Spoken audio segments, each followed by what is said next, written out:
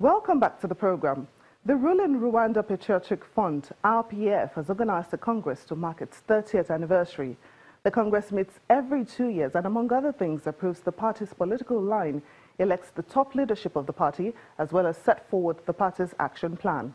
President Paul Kagame, who is the chairman of the RPF, reassured Rwandans that the government will continue to fight against external threats to their security and well-being.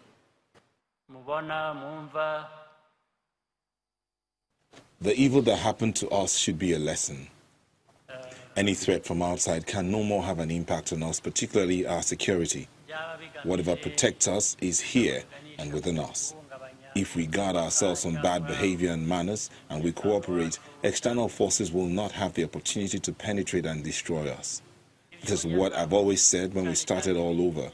Attacking us from outside would really be difficult because our PF is still here and we need to buckle up and rebuild the country so that our PF will be stronger.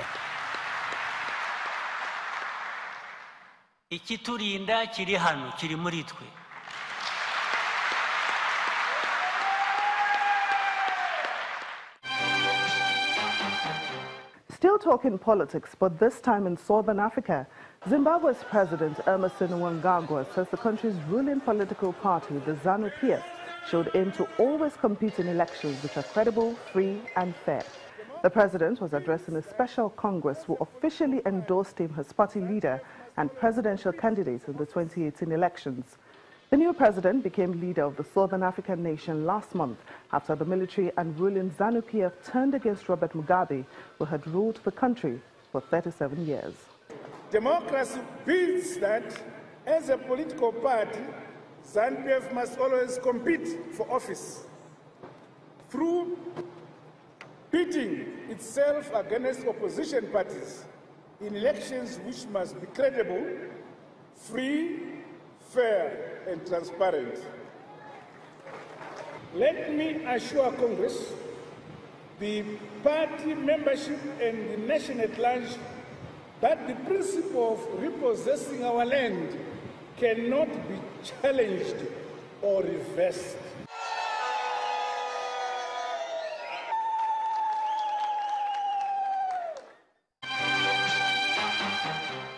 In other news, Amnesty International says European governments are knowingly complicit in the torture and abuse of refugees and migrants in Libya. The group says in a report that in an effort to stem migration, the EU is actively supporting a system of abuse and exploitation on Libyan shores.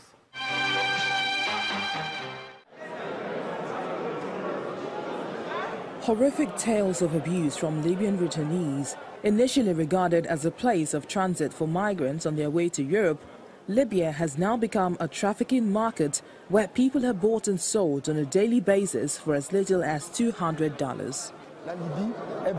Libya is a country at war, despite the semblance of peace. A black person is seen as merchandise. He is sold like chicken. Migrants on their way to Libya are kidnapped. They are kidnapped when they are walking and sold for as little as 300 Libyan dinars. That's about $216 US. They ask the families of those they kidnapped to pay for their release. I was also a victim, and my family had to pay $1,500 US.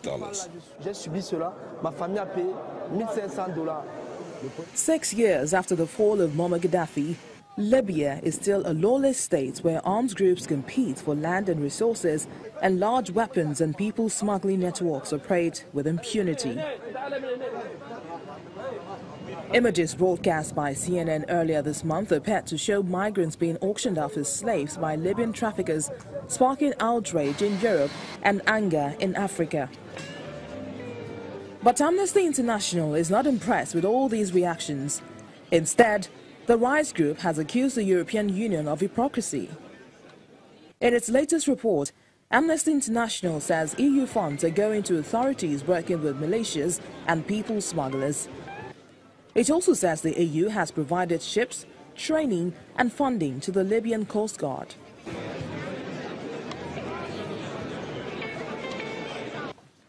Although the Union is yet to respond to this accusation, the European Union's Foreign Policy Chief, Federica Mogherini, and African Union Commissioner for Social Affairs, Amira El Fadil, have expressed their determination to accelerate their work to find solutions for migrants in Libya. Mogherini was speaking at a meeting of the so-called EU-AU UN Task Force, which was decided at the European Union-African Union Summit in Abidjan last month. Our objective is to close the detention centres and make sure that they do not exist anymore in the form they exist today, and that we have different kinds of systems, international standards, to manage the flows inside Libya. I think the political solution for the situation in Libya is the key, the entry point for solving all this crisis of illegal migration in Libya.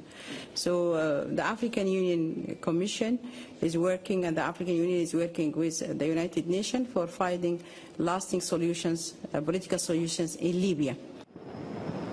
More than 2 years after a massive influx of refugees and migrants from the Middle East and Africa created deep divisions in the EU, members are still feuding over how to share the burden of caring for asylum seekers. The biggest remaining route is from Libya across the Mediterranean to Italy. Hundreds of thousands have been making the trip each year, and thousands have died at sea. New efforts to curb smuggling from Libya's coast have reduced the numbers in recent months, but human rights groups say thousands of African migrants are now stuck in squalid conditions in Libyan camps.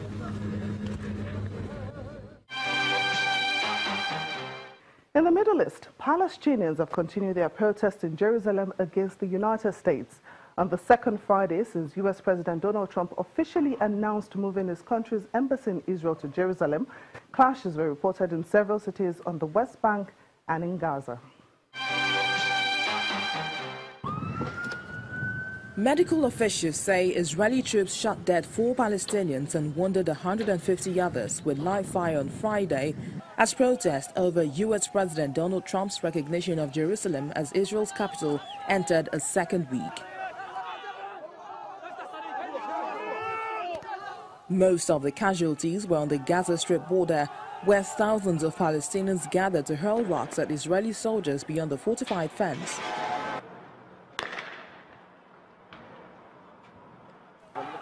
Medics said 2 protesters, one of them wheelchair-bound, were killed.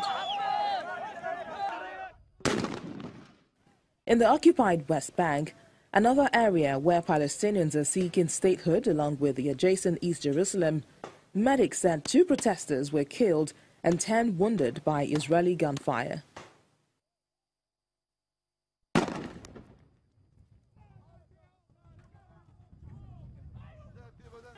Meanwhile, Turkey is launching an initiative at the United Nations to annul a decision by the United States to recognize Jerusalem as Israel's capital. Speaking to crowds gathered in the central Anatolian city of Konis, Turkey will first seek annulment in the UN Security Council, and if that fails, it will try at the UN General Assembly. The United States is a permanent Security Council member with veto powers, meaning any moves to overturn Washington's decision at the Council would certainly be blocked. Mr. Erdogan was speaking 2 days after a Muslim leaders' meeting in Istanbul condemned U.S. President Donald Trump's decision, calling on the world to respond by recognizing East Jerusalem as the capital of Palestine. But Mr. Trump's declaration has been applauded by Israeli Prime Minister Benjamin Netanyahu as a recognition of political reality and the Jews' biblical links to Jerusalem, a city that is also holy to Muslims and Christians. And that's Diplomatic Channel this week, but do remember that your questions, comments and suggestions can be sent to any of the addresses scrolling on your screen. Thanks for watching. I'm Temi Tokwe Fagbini.